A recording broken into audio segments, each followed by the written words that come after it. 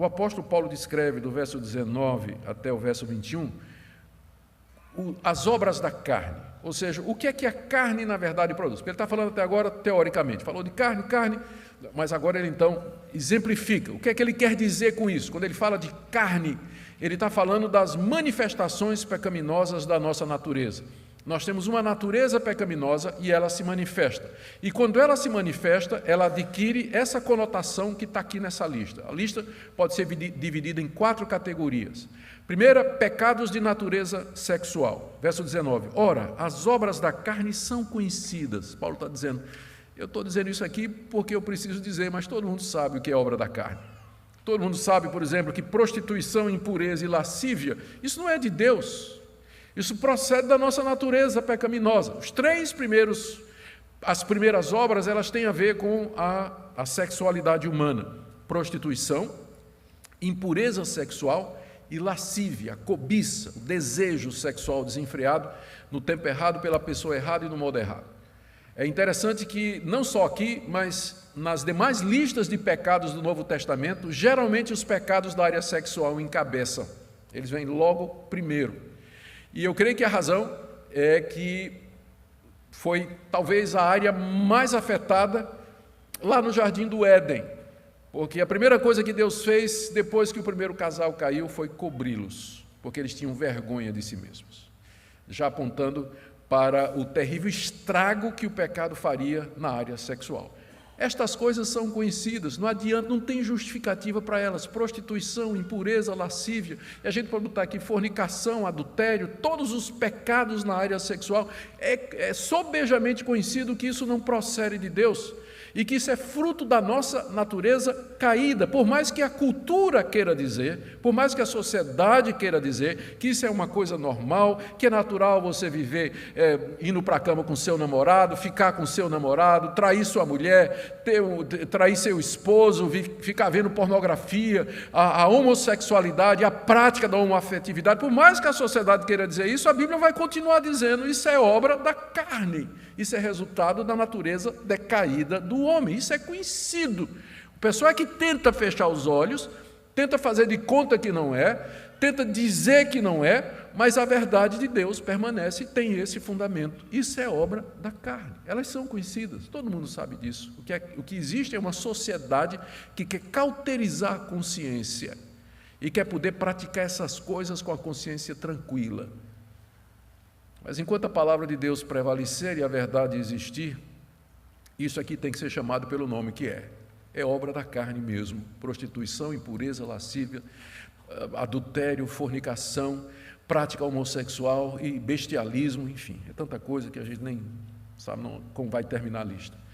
A segunda parte da lista é composta de pecados de natureza religiosa, idolatria e feitiçaria. Idolatria é toda aquela religião que elege ou coloca outro Deus que não seja o Deus de Israel revelado em Cristo Jesus.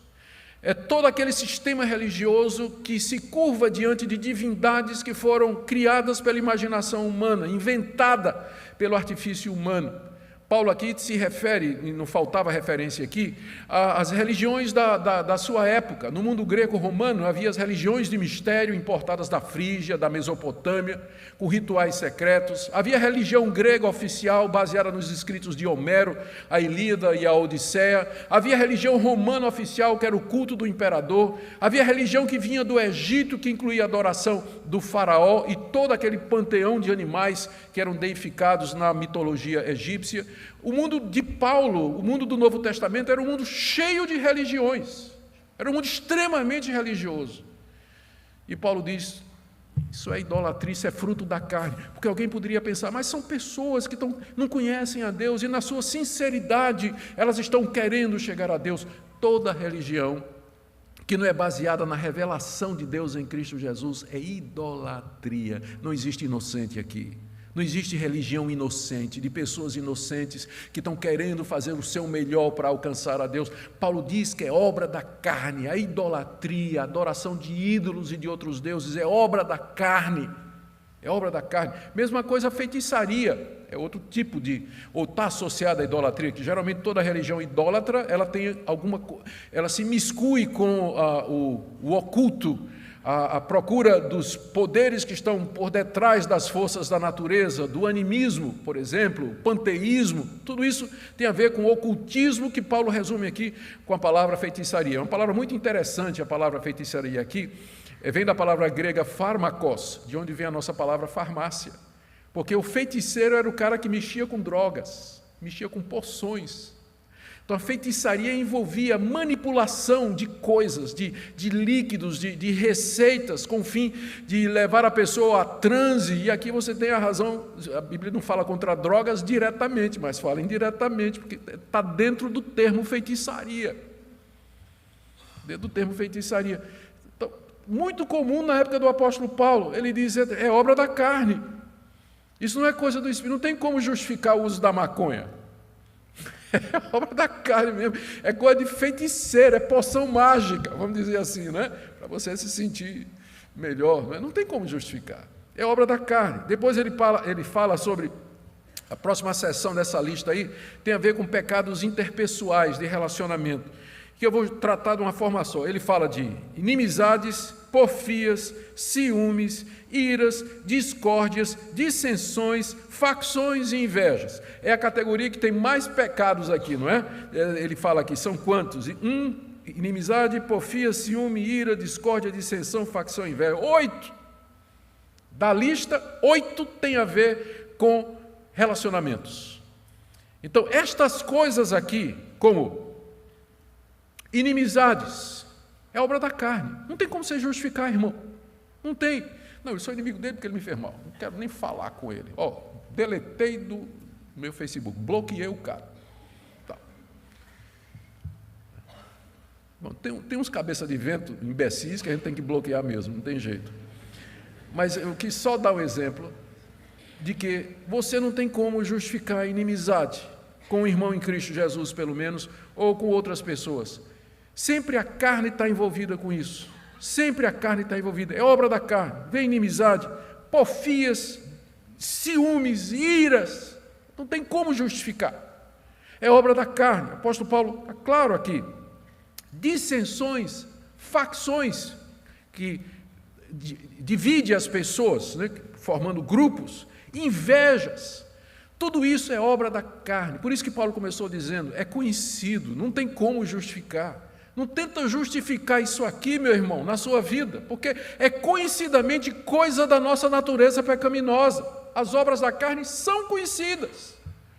Aquelas de natureza sexual, de natureza religiosa, de natureza interpessoal, e aquelas que têm que ver com minha própria vida, o domínio de mim mesmo, que são os dois últimos, bebedices e glutonarias.